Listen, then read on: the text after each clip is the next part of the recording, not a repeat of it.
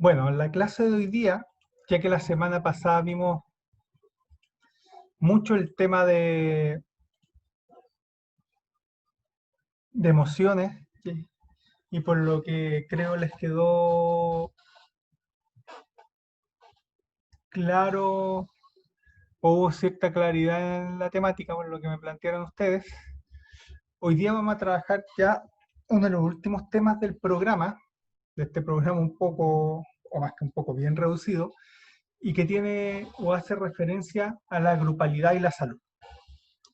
Hoy día, y esto van a ser las últimas clases ya, entrando como a la recta final, vamos a ver todo lo que tiene que ver con grupos y salud e intervención y modelos de intervención psicosocial en salud. Ahora ustedes tienen, o ustedes podrían preguntarse, ¿qué tiene que ver esto un poco con nutrición? ¿Qué tiene que ver esto con el trabajo que a lo mejor van a realizar ustedes cuando egresen? Y entonces hoy día, esta semana, lo que vamos a ver es toda la introducción a la temática para después ver herramientas más específicas en las próximas semanas. Así que vamos a partir. Como siempre, interrúmpanme nomás. Aquí me aparecen avisos cuando ustedes están mandando chat, así que cualquier pregunta, consulta, se agradece. Como iba diciendo, el tema de grupos no es un tema nuevo, o el tema de trabajo en grupos no es un tema nuevo. De hecho, existe desde el año 2010, que es un avance desde el año 2001, un plan de salud mental y psiquiatría. Nuevamente ustedes tendrían todo el derecho a preguntar qué tiene que ver un poco con nutrición. Vamos a ir poco a poco hablando de esto, pero para ponerlo antecedente, en este plan se plantea que las personas cuando tienen problemas de salud mental tienen cuatro ámbitos, o nos debiésemos preocupar de cuatro ámbitos. Uno hace referencia a la comunidad, y eso implica un tipo de trabajo que en general ni los psicólogos, ni la enfermera, ni los médicos, ni las terapeutas ocupacionales, ni en su caso las nutricionistas o nutricionistas saben mucho qué hacer, y que tiene que ver con, y los vamos a ver, con modelos de intervención más psicosocial, y que hace referencia a trabajar con la comunidad en el, por ejemplo, en el disminuir el estigma y la discriminación, aumentar la participación, respetar los derechos humanos, el acceso a beneficios y la inclusión social. Esto en la práctica implica, en primer lugar, fueron los psicólogos, la enfermera y los médicos, pero en este momento implica todo el equipo de profesionales que trabaja en los centros de salud familiar, los CEFAM, los antiguos consultorios. Implica un trabajo en y con la comunidad. Esto, por ejemplo, yo creo que les conté en clases anteriores que yo soy el encargado de convivencia de un colegio, y por tanto me toca hacer todo el trabajo de redes. Eso implica que egresadas de nutrición, nutricionistas que están ejerciendo, son todos chiquillas relativamente jóvenes, no deben tener más de 30 años, 32 años a lo sumo. Van al colegio a hacer distintos talleres, van a hacer talleres relacionados con la nutrición y con la estigmatización de las personas que tienen algún problema alimenticio, sea por sobrepeso, bajo peso, etc. Eso tiene que ver con la comunidad, pero también existe mucho y otro pilar que tiene que ver con la familia. Cuando nosotros hablamos de centro de salud familiar, no solo tiene que ver con el nombre, no solo tiene que ver con cambiarle a un nombre más bonito al consultorio, sino que implica que para la sociedad, para el modelo médico, para la forma de entender los problemas de salud de las personas, cuando alguien tiene un problema de salud, no solo está afectada esa persona, sino que está afectado la comunidad y su núcleo primario de apoyo. en general, a menos que ustedes tengan mi edad más o menos y a lo mejor vivan muy lejos de su familia, tiende a ser la familia. O sea, en Chile muy poca gente que su grupo primario de apoyo son los amigos, en general es la familia, y por tanto eso implica que cuando una persona tiene algún problema severo, a la familia hay que enseñarle habilidades y destrezas para que puedan apoyar esa enfermedad. Por ejemplo, cuando, voy a plantearlo de otra forma, un ejemplo bien bruto, pero creo que bien ilustrativo. Si hay una persona que tiene alto el azúcar, tiene tendencia a la diabetes, y se le tiene que hacer una nueva dieta para disminuir la cantidad de azúcares que tiene en su alimentación, si la familia sigue consumiendo la misma cantidad de azúcar, esa persona probablemente no cambie su estilo de vida ni su dieta. Tendría que tener una fuerza de voluntad impresionante. Y en general, me incluyo, no tenemos esa cantidad de fuerza de voluntad. Necesitamos el apoyo de otros. Por ejemplo, las personas con volvamos a la diabetes, cuando el consumo, el azúcar sube demasiado, genera efectos negativos, pero el cuerpo tiene ciertos niveles de aviso. Y si a la familia se le enseña a identificar esos hitos, puede generar estrategias de cuidado mejor que la sola que cuando ya aparece el síntoma y la persona que se le gangrenó un dedo por falta de consumo, o sea, por mucho azúcar sin ser procesada en el cuerpo. Entonces, en ese sentido, para el plan de salud mental en un primer momento y ahora para todos los planes de salud, está la comunidad, está la familia, por otro lado la rehabilitación y la rehabilitación en general depende de otros. O sea, nuevamente, si yo estoy solo en un proceso de rehabilitación, probablemente lo abandone, del tipo que sea. Necesito el apoyo de los otros, de mi familia, de mi grupo de apoyo primario, para que mi proceso de rehabilitación de cualquier problema que tenga se mantenga. Y la atención de salud implica no solo la hospitalización, sino, y de hecho todos los cefablos tienen un promo que se llama programa de promoción, es decir, que en vez de trabajar en curar una enfermedad o en prevenir enfermedades que más o menos nosotros sabemos que pueden ocurrir, existe la idea de promocionar estilos de vida saludables.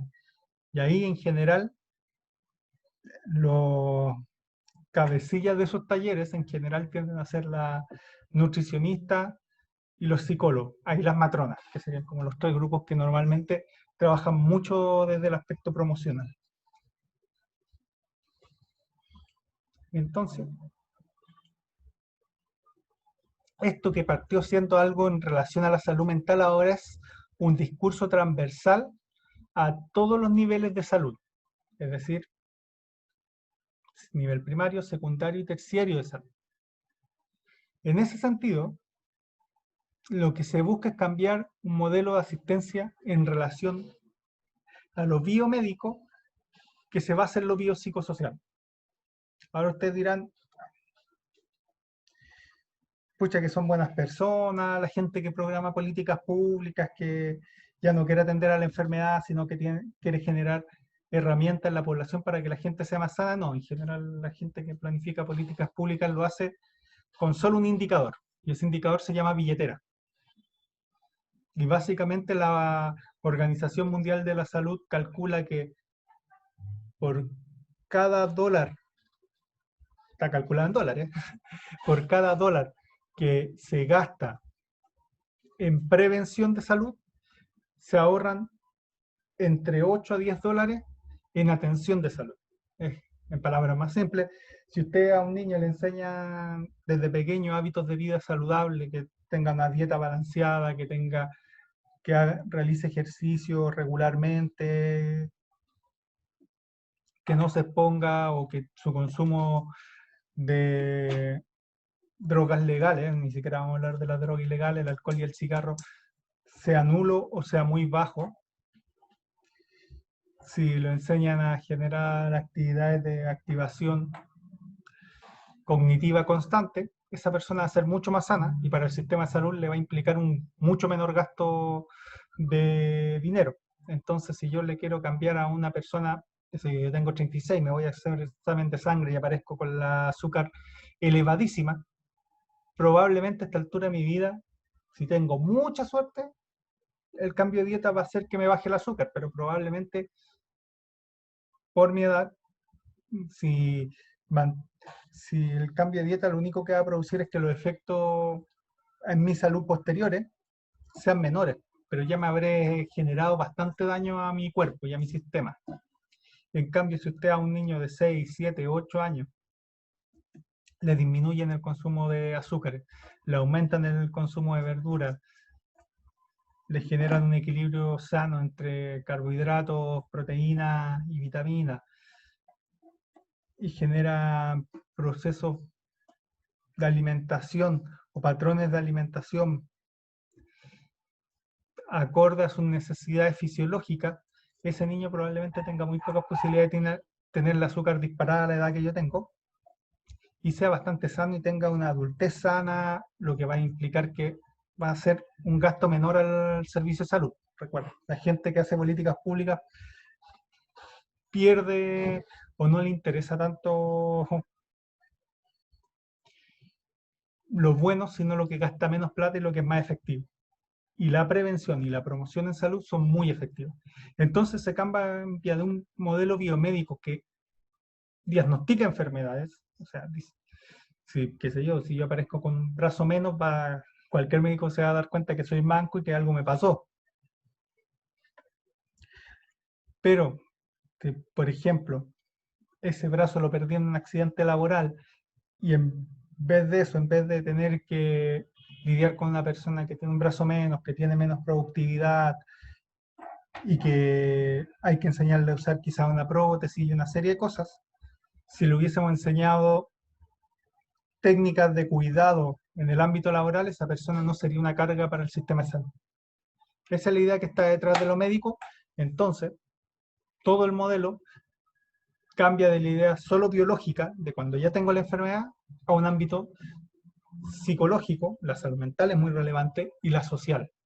Y aquí aparece el segundo término que ahora es básico en su ejercicio, y no solo en su ejercicio, el ejercicio de cualquiera de los profesionales y trabajadores de la salud, que tiene que ver con las determinantes sociales en salud. Espero que las vean más adelante en su carrera, pero básicamente implica lo que antiguamente se llamaba las condiciones materiales. Es decir, que en salud está súper estudiado que la gente que tiene ciertas características, la enfermedad es más fuerte y además los estragos o las consecuencias de esa enfermedad se mantienen por más tiempo, son más duraderos. Perdón, y dije lo mismo. Se mantienen el tiempo, son más duraderos y puede que no se recuperen.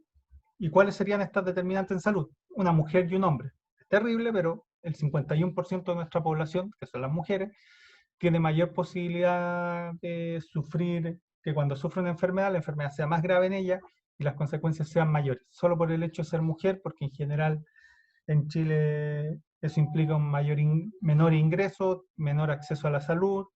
Como se habrán dado cuenta, con el retiro del 10%, un 84% de los hombres no paga la pensión alimenticia, por tanto las mujeres que son jefas de hogar, en 8 de cada 10 veces o 9 de cada 10 veces, 8,5, tiene que sostener solo esa familia, lo que implica que la cantidad de recursos para trabajar en esa familia son mucho menores que en el caso del hombre que, más allá del sueldo que gane, no está sosteniendo o no está poniendo dinero en relación a sus hijos. Otra determinante en salud tiene que ver dónde vivo, o sea, está muy claro que si yo vivo en una comuna rural o de poco acceso a la salud, pongamos una comuna de la 11ª región, a vivir en Providencia, las posibilidades de que una enfermedad grave me quite la vida en Providencia son casi nulas. Si la enfermedad grave es en Tirúa, por ejemplo, hay una alta probabilidad de que muera. O no una alta, pero hay una mayor probabilidad que muera. Lo mismo en los nacimientos prematuros, nacimientos complejos. Si yo vivo en Huechuraba, probablemente por muy difícil que sea el parto, ni la madre ni el bebé ni el recién nacido van a fallecer. Si estoy en el alto Biobío, hay una probabilidad mayor de muerte. Y así serie de temas, la pobreza, si pertenezco a un pueblo originario o no, la comuna donde vivo, el nivel socioeconómico, o sea, lo que antes nosotros asociábamos a pobreza, ahora lo llamamos determinante social en salud. Y que es un elemento súper básico para el ejercicio de su trabajo. O sea, está muy bien que una dieta balanceada tenga que tener almendras, pero cuando el medio kilo de almendra vale 2 o 3 lucas y una persona gana el sueldo mínimo y tiene que mantener a 4 niños, es muy difícil pedirle una porción de frutos secos a una familia que está con esos niveles de ingreso. Entonces, las determinantes en salud partieron siendo un elemento no solo análisis, sino del trabajo real que van a tener que realizar una vez que egresen de nutrición. La idea del modelo de salud familiar, que se le intenté explicar un poquito recién, que hace referencia a que los consultorios no cambiaron de nombre a CEFAM, Centro de Salud Familiar, solo porque Centro de Salud Familiar suena más hermoso, sino porque tiene que ver con que se considera que una enfermedad o un problema de salud no solo afecta a la persona individual, sino a todo su grupo primario de apoyo, que en general en Chile es la familia. En otros países donde se independizan más rápido las personas y viajan de un extremo a otro y se hablan menos, pueden ser los amigos o los compañeros de trabajo, pero en Chile en general es la familia. Donde hay un modelo comunitario, esto más enfocado en principio en la red de salud mental, pero que ahora se aplica a todos los sistemas de salud, que implica que hay una territorialización. En palabras simples, el CEFAM del colegio donde yo trabajo es el CEFAM de Nueva Aurora. Y el CEFAM de Nueva Aurora, no solo el CEFAM, Viña del Mar está dividido por zonas. Y el CEFAM de Nueva Aurora atiende a la zona 10, 11 y 12. Y eso implica que hay equipos de salud especializados por cada una de esas zonas, porque, por ejemplo, dentro del territorio 10 hay una muy alta población de adultos mayores y en el territorio 11 está la mayoría de las familias que tienen hijos. Por tanto, las enfermedades y las problemáticas que tienen, tanto de salud mental y nutrición en su caso, son totalmente diferentes. Bueno, esos son los niveles, infancia, COF, COSAM, servicios, hospitales de día, hospitales de primer nivel hasta el quinto nivel. Hay todo un sistema que plantea que todo lo que tenga que ver con prevención y promoción debiese hacerlo los CEFAM, que son los centros primarios de salud. O sea, su primera labor no va a ser atender personas, más allá que probablemente lo contraten para eso, sino que va a ser para generar procesos de prevención de factores de riesgo o de promoción de estilos de vida saludables en la población a la que van a atender. Y eso implica que si su población es mayoritariamente la tercera edad, van a tener que aprender a hacer talleres para gente de la tercera edad. Si su población primaria es principalmente colegios, por ejemplo, hay un sector donde habemos 5 o 6 colegios, que somos el sector 11 dentro del CEFAM, implicará ir a hacer mucho taller al colegio y por eso yo conozco a todo el equipo, o sea, conozco al médico, a las matronas, a las nutricionistas, a los 4 psicólogos, a las 2 asistentes sociales, porque van a hacer talleres constantemente al colegio porque es parte de su proceso de atención.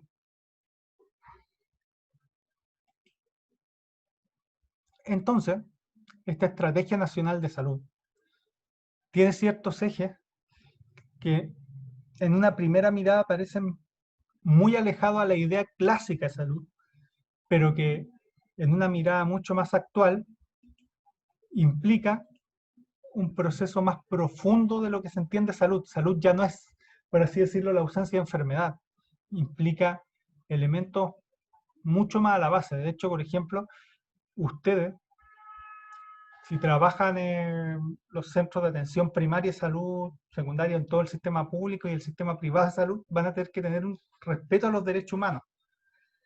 Lo que implica es que el derecho a la salud es primario. El ejemplo, cómo eso se ve reflejado en mi labor, que cuando yo me entero de algún caso de violencia intrafamiliar o abuso sexual, que son ámbitos que afectan la salud mental de los niños, mi trabajo es, yo no pregunto, no investigo, lo primero que hago es cruzar el frente del colegio al SAPU, contratar lesiones y voy a Carabineros a hacer la denuncia. O sea, el derecho a la salud y a la integridad de las personas es principal. O sea, aquí la idea de priorización en salud no se da. Segundo, está el respeto a la cultura local, y esto es muy relevante. Por ejemplo, en Chiloé, uno de mis mejores amigos trabaja en el CEFAM de Quellón, de hecho, director o director, ya no me acuerdo, pero que a veces es director subrogante, pero no me acuerdo si lo ascendieron definitivamente. Y él, dentro de su labor, contrataron a un machi, y ese machi hace talleres de salud tradicional, como además los ayuda a hacer las rondas médicas para trabajar en conjunto con las poblaciones mapuches que hay en el sector, para que toda la salud occidental tenga, por así decirlo, una traducción a la cultura mapuche. Y eso mismo pueden exigirlo los aymaras que existen en el norte o los rapanui que existen en Isla de Pascua, así como los otros pueblos indígenas que tienen algún tipo de representación. Y esas son prácticas que son obligatorias en salud. También una persona tiene plenos derechos en relación a su enfermedad. O sea, ustedes no pueden hacer un plan de trabajo a espalda de la persona, que probablemente sea muy difícil en su labor, sino que su trabajo debe implicar siempre darle opciones y que sea la persona la que decida en torno a su salud, o si está tan mal que debe hacerlo otra persona, que sea un adulto que tenga la tuición momentánea de la situación.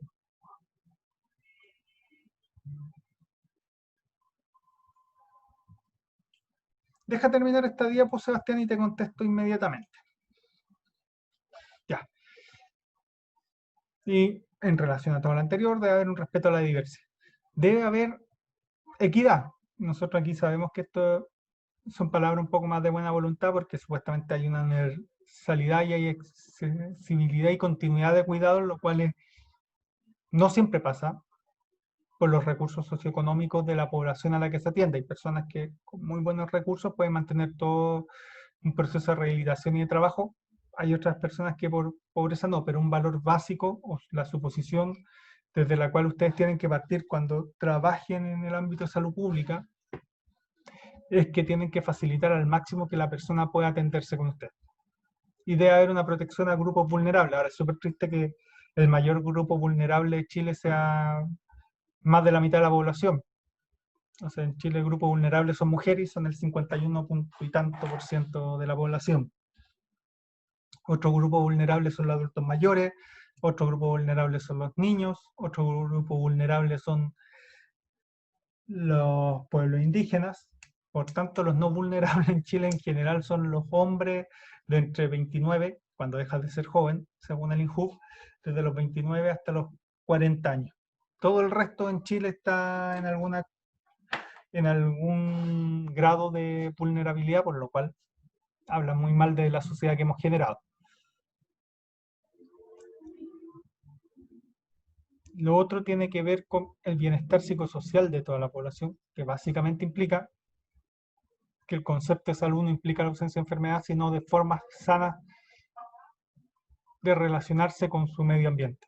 Y eso quiere decir que tenemos que respetar el desarrollo y que la salud es integral. O sea, la salud no es solo no tener cáncer, sino tener relaciones de pareja sana. Por tanto, debiésemos tener buenas políticas de educación sexual y de relación y de proyección de emociones. Implica tener, por ejemplo, una relación con los otros, no solo en la vida de pareja, sino con los otros muy sana, lo que implica la protección de la familia, lo que implica estilos de vida saludable, implica la vida laboral, o sea, la concepción de salud como un elemento transversal a a todos los ámbitos de la vida. Posteriormente, otro valor tiene que ver con la comunidad. Y eso implica que hay puntos bien discutibles o más que discutibles, muy complejos. Por ejemplo, se plantea que la unidad básica de atención de salud, ya les dije, centro de salud familiar es la familia. Ahora veamos qué es familia o qué se entiende por familia. La familia va a ser papá, mamá y hijos en la visión utópica, va a ser la abuela que se está haciendo cargo de unos niños que los papás no se hicieron cargo, va a ser una tía, va a ser un tutor. En el caso de gente que sé yo, en Chile no se da tanto, pero gente entre 25 y 40 años que vive con otros amigos, ¿quién va a ser la familia? ¿La familia biológica o el grupo con que vive? Hay una serie de discusiones, pero que cuando se da una definición amplia de familia, la idea es que se incluya todas las formas posibles de organización de las personas. Tenemos que entender el desarrollo evolutivo y eso no solo implica, no solo implica que la gente cuando es vieja tiene más problemas, cuando es joven es más vulnerable, sino que implica que todos los programas que nosotros realicemos y todas las formas de intervención estén adecuadas a las edades. ¿Eso qué quiere decir? Que cuando yo trabaje, cuando ustedes trabajen en salud, si a ustedes les toca trabajar con un grupo de niños de 8 años, no es hacer un taller con los padres de esos niños de 8 años, sino que implica adaptar todo el material a niños que no han desarrollado las operaciones abstractas para, de esa manera, de forma muy concreta y muy lúdica, que esos niños puedan entender lo mismo que podrían entender los papás en el taller. Y eso es un desafío gigantesco para todas las personas que trabajan en salud. La idea de que la broma del dios Thor, según este modelo, ya no existe. Los protagonistas, o por así decirlo, los responsables, no solo los protagonistas, los responsables de su proceso de salud, son las personas y los familiares o el grupo de apoyo primario. ¿Esto qué quiere decir? Que el trabajo con grupos de apoyo, grupos familiares, grupos de usuarios y grupos de familias de usuarios pasa a ser un elemento central. Entonces, les va a parecer muy raro, pero cuando a ustedes les toque trabajar en el sistema de salud primario, por lo menos, van a tener que hacer muchos talleres grupales, más que atención individual. De hecho, el CEFAM que está al frente del colegio, todos los profesionales tienen que cerrar un día de la agenda que le llaman para realizar talleres y acciones en el territorio. Facilitar la participación ciudadana y lo que tiene que ver con responsabilidad intersectorial básicamente implica el que ustedes deben o deberán, cuando trabajen, relacionarse mucho con distintas instituciones, sea la Junta de Vecinos, sean los colegios, sean los clubes deportivos, para realizar su trabajo. Lo que implica el desarrollo no solo de competencias propiamente relacionadas con la nutrición, que, qué sé yo, saber o desarrollar elementos del cuerpo humano, saber qué alimentos producen qué efectos, con qué medicamentos tienen sinergia, sino también ser capaces de transmitir esa información y hacer diagnóstico participativo, ser capaces de levantar información dentro de los territorios a partir de los trabajos en grupo, lo que implica una serie de desafíos que probablemente los profesionales que estuvieron ante ustedes no tenían.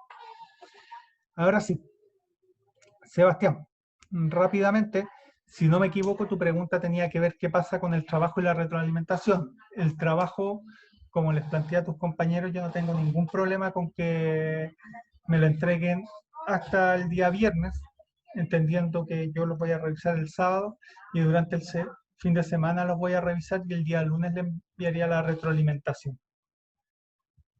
Espero que con eso haya contestado tu pregunta. Si algo más específico no tengas, no hay ningún problema, me puedes interrumpir.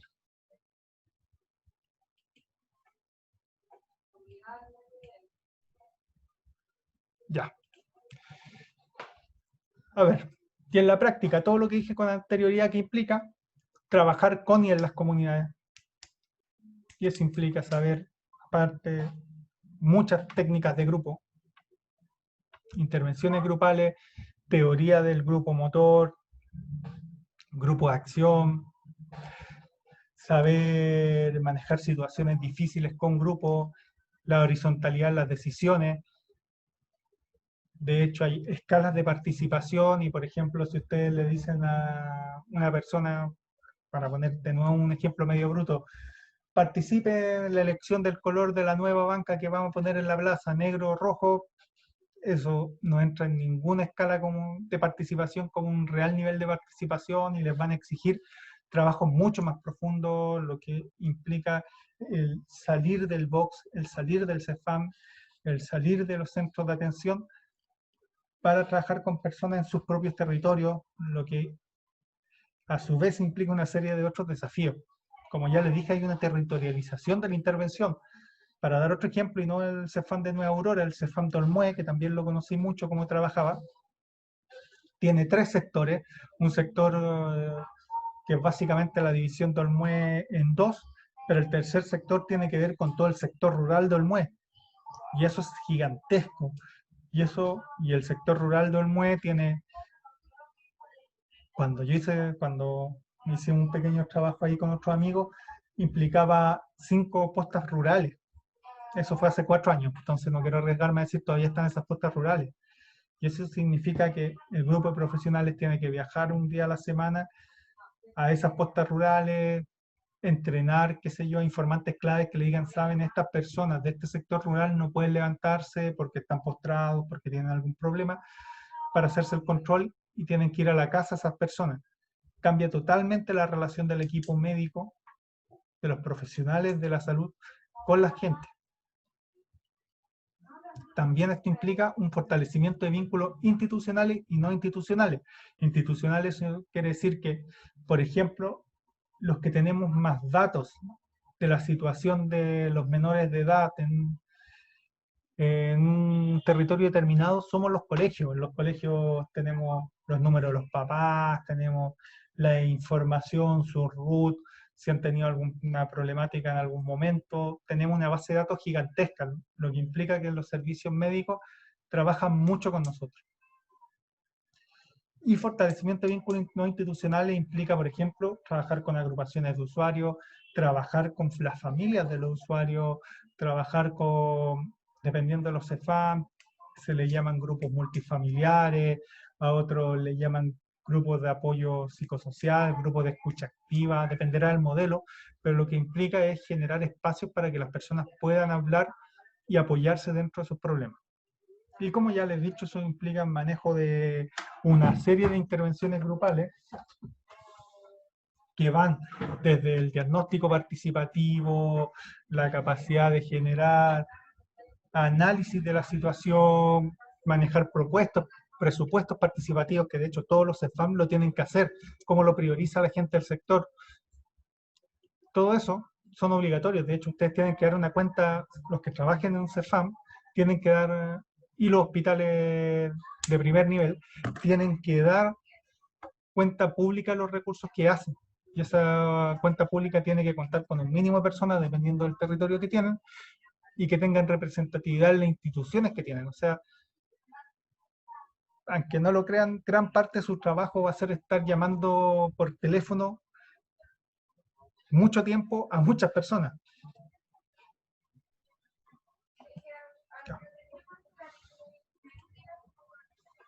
Ahora ustedes me preguntarán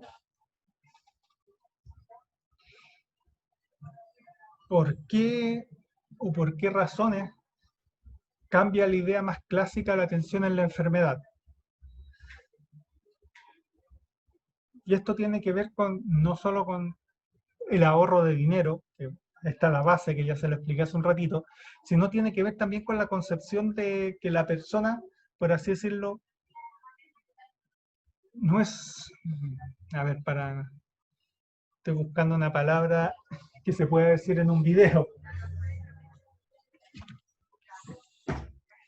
que la persona en general no es tonta, que no hace cosas malas hacia su cuerpo o hacia sí mismo porque no sabe, sino que la persona hace lo posible dentro de los recursos que tiene. Implica la concepción de una persona, lo que podríamos llamar, en conceptos más actuales, ciudadanía. O sea, quiere decir que nosotros pasamos de la idea de persona a ciudadano, y el ciudadano, por un lado, conoce sus derechos, es activo, pero por otra parte tiene que hacerse responsable de sus propias actuaciones. ¿Esto qué quiere decir? Y la teoría del estrés psicosocial es súper clara en este sentido. Plantea que hay un evento estresor. ¿Qué quiere decir evento estresor? Muerte de un familiar, pérdida del trabajo, violencia intrafamiliar, problemas intrafamiliares, fracasos escolares, dificultad en el afrontamiento de la carga laboral y una serie de otras problemáticas que son normales en todos los seres humanos y que nos va a pasar a lo largo de su vida. Entonces, como el ser humano ahora es más responsable o debiese hacerse más responsable de su salud y no lo estamos tratando como una persona tonta, sino que lo estamos tratando como una persona que es capaz de entenderse y que toma decisiones responsables, pensamos que cuando las personas tienen un estresor psicosocial, tienen estrategias de afrontamiento. ¿Qué quiere decir esto? Que al tener estrategias de afrontamiento se enfrentan a los problemas. La gente no, por mucho que haya una caricatura de que las personas que van a la atención primaria en general son bien torpes o que son gente que exagera sus síntomas porque creen que la escuchen, o como dijo un ministro de salud, porque les gusta ir a conversar al CEFAM, en general las personas intentan resolver sus problemas sin acudir al sistema de salud. Y si tienen resfriados hacen remedios tradicionales, si tienen algunos problemas de sobrepeso intentan cambiar su dieta por sí mismos, si tienen algún problema o se sienten más tristes intentan alegrarse por su cuenta y no ir al psicólogo. Por tanto, cuando las personas tienen algún problema en su vida, intentan resolverlo por sí mismos. Piensen en ustedes, no andan con el primer problema que les salta con la pareja, con los amigos o con la familia.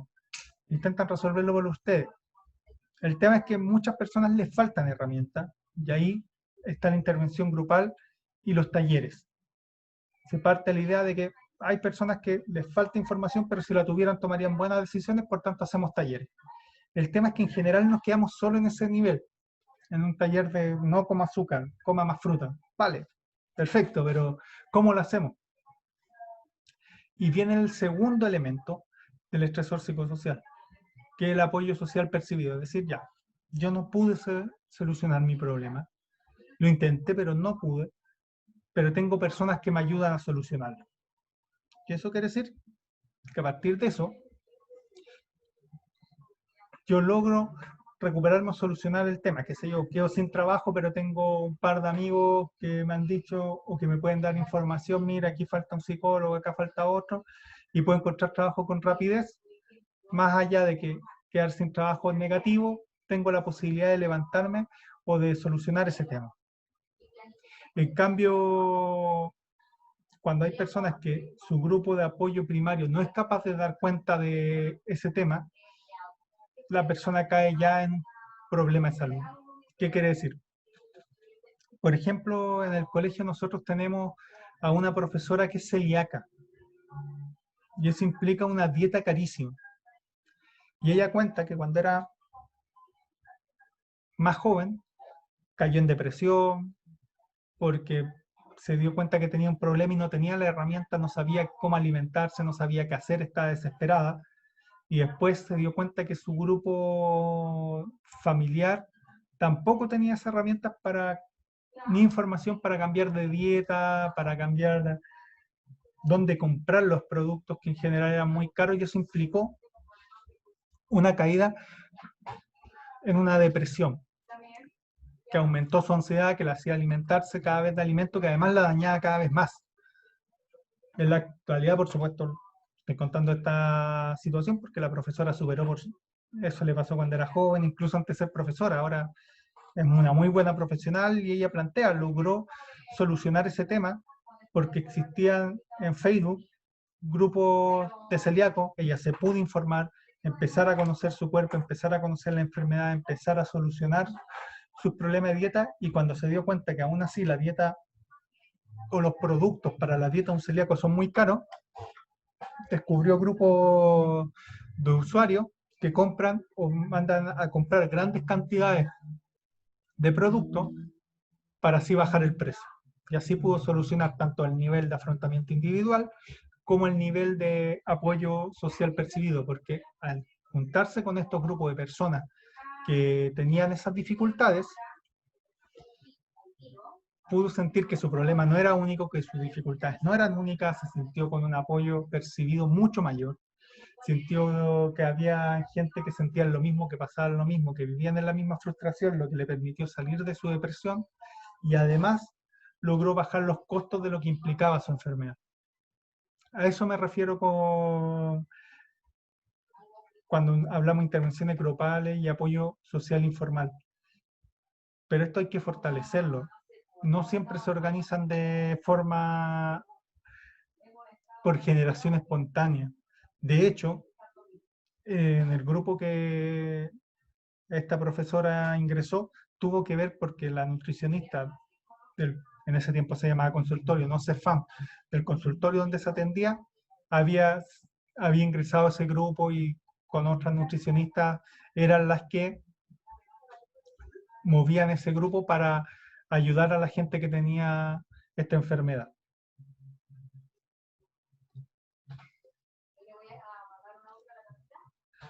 Finalmente, para hoy, vamos a ver qué ocurre en el contexto de que un sujeto solicita atención en salud en los dispositivos de salud primaria. Animación nunca ha sido mi fuerte, pero básicamente es cuando una familia, porque recuerden, aquí no consideramos que la persona tiene un problema. Cuando ustedes trabajen, es la familia la que tiene alguna dificultad en salud. Tiene una situación de quiebre, esta sea por salud mental, sea por salud alimentaria, sea por un accidente traumático, sea por la razón que sea, hay una situación de quiebre en la familia que la familia no es capaz de controlar. Eso implica una definición del problema que no tiene por qué hacerse en los términos que usted o yo podemos entender. Ustedes manejan muchos más conceptos que yo, pero yo entiendo perfectamente que hay una diferencia radical entre sobrepeso, obesidad no, mórbida, efectos relacionados a la tiroides o elementos relacionados a la diabetes. Y que todos pueden producir sobrepeso, pero no es lo mismo. El tema es que cuando no existen esas categorías diagnósticas que ustedes manejan mucho mejor que yo, la definición que se hace del problema es bastante simple y es el que la familia puede hacer según los recursos que tiene. Eso genera una serie de estrategias de subsistencia de ese grupo familiar. Por ejemplo, pongámoslo así, hay una persona con sobrepeso, ya comamos más fruta y verdura. Esas estrategias pueden requerir o no el apoyo externo. Si no requieren el apoyo externo y la estrategia es adecuada, el problema se soluciona. O sea, ¿qué quiere decir? Que en verdad el cambio de dieta autorrealizado por la familia soluciona el problema. ¿Cuál es la dificultad? Que muchas veces las personas intentan una solución y no les resulta. A eso se le llama cambio tipo 1. ¿Qué quiere decir cambio tipo 1? Que cuando yo hago algo una, dos, tres veces y no soluciona, pero es la herramienta que yo tengo, necesito pedirle ayuda a alguien más para que me ayude a reenfocar el problema de otra manera, que eso se le llama cambio tipo 2. Pero mientras me mantenga en el cambio tipo 1, voy a mantener con el problema no resuelto y la crisis familiar va a seguir, por mucho que se invisibilice o se deje hablar del problema. Esto pasa en una infinidad de temas, desde la anorexia, la bulimia, que los papás no es que sean ciegos y no se den cuenta que la hija no come, pero prefieren invisibilizarlo para ver, ya esto va a dejar de pasar. Lo mismo me pasa en mi caso como psicólogo del colegio, que hay familias que han ocultado el abuso sexual de alguno de sus hijos por años porque piensan que si lo ocultan va a desaparecer, cuando en verdad ese tema salta y salta, y de hecho por eso me entero yo, porque el niño o niña en algún momento plantea que fue abusado y eso es mucho peor para la familia porque la familia se transformó en un encubridor de una situación. En este caso, cuando el problema no es resuelto y no hemos dado cuenta la familia dentro de la estrategia que no lo puede resolver, pide ayuda a sus redes sociales. La crisis se mantiene. Y cuando yo hablo de sistema de apoyo natural, me refiero a lo que en la bibliografía se llama grupo de apoyo primario. Los primos, los amigos, los compañeros de trabajo. De hecho, hay un estudio de la Universidad de Chile que dice que los pobres y los más ricos de Chile se parecen en una sola cosa. Y en esa cosa tiene que ver con que cuando tienen problemas, recurren a la familia. O sea, la gente con mucho dinero en Chile resuelve sus problemas en familia, si no pregunte, si no la talla de que esta presidencia le faltan más Chadwick, porque todos son primos, hasta la gente muy pobre, como no tiene acceso a otros recursos, puede confiar solo en su familia para resolver sus problemas. En cambio, la gente clase media, cuando tiene un problema, recurre a profesionales o técnicos que tienen dentro de su red, qué sé yo. Si yo quedo sin trabajo, puedo preguntarle a mis compañeros de universidad si hay trabajo psicólogo, puedo preguntarle a mi papá si tengo algún tío o algo que sea psicólogo.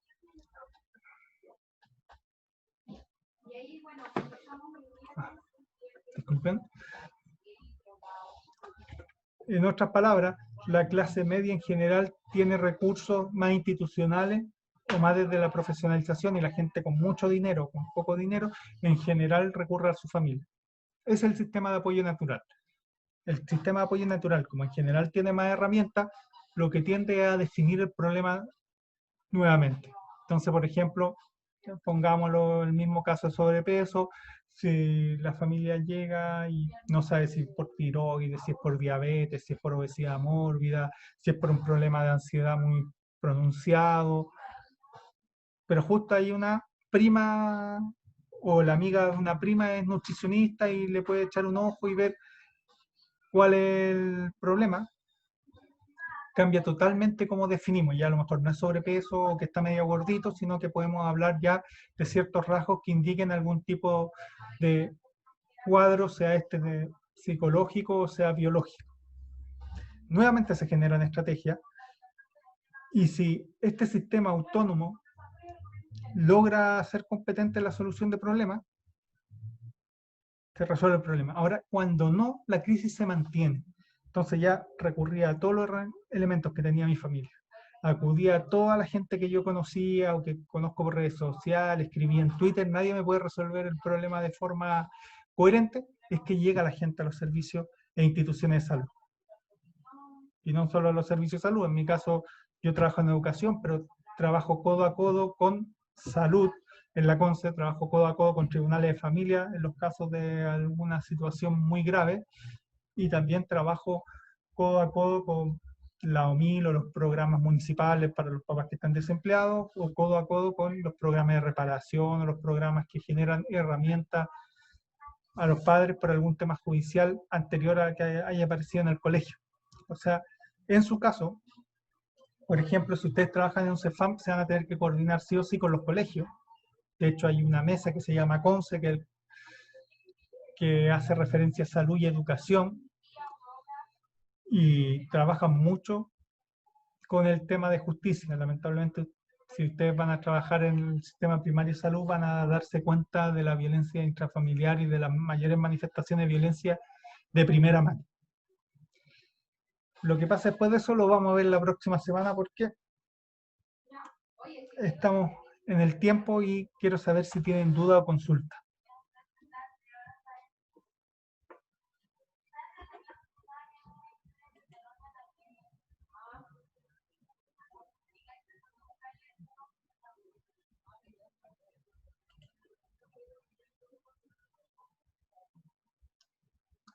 ¿Quedó claro esta primera parte de por qué vamos a ver el tema de grupalidad y de salud en el ámbito primario? ¿Cuáles son los antecedentes y cómo lo estamos enfocando?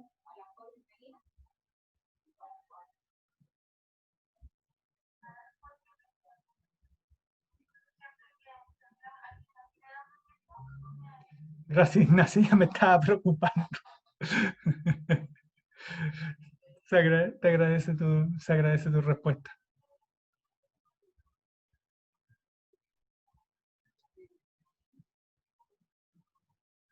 Ya. Viendo que no hay preguntas, nuevamente para todos los que no me escucharon o se perdieron un poquito, el trabajo pueden entregarlo hasta este día viernes. Yo lo voy a realizar durante el fin de semana y les voy a entregar la retroalimentación el día lunes. Lo voy a mandar o lo voy a subir al iAula. Las notas yo en general retroalimento en Word si es que entregan el Word y entrego un Excel con las notas. Y además de eso, como el martes su delegada me planteó que iban a tener una prueba a las 6, yo voy a subir la clase grabada para que ustedes puedan estudiar o prepararse para esa prueba sin que haya dificultades. Así que en ese sentido, no se preocupen. Y sí, Anaís, de los puntos que le mandé en el PPT, solo quiero el primer punto que es en relación al caso. Porque como le expliqué, si no estaba si ese punto tenía algunos errores, iba a afectar el punto 2 y 3 del trabajo.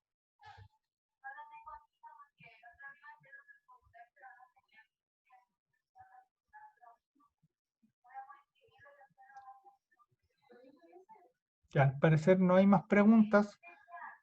Recuerden a todos los que ingresaron a la clase poner su nombre y que están presentes porque eso vale como lista de clases. Yo todas las semanas me doy cuenta de que veo 16, 17 personas conectadas, participantes, pero no todos se pueden presentes, lo que los perjudica a ustedes si es que me piden los chats para justificar la asistencia.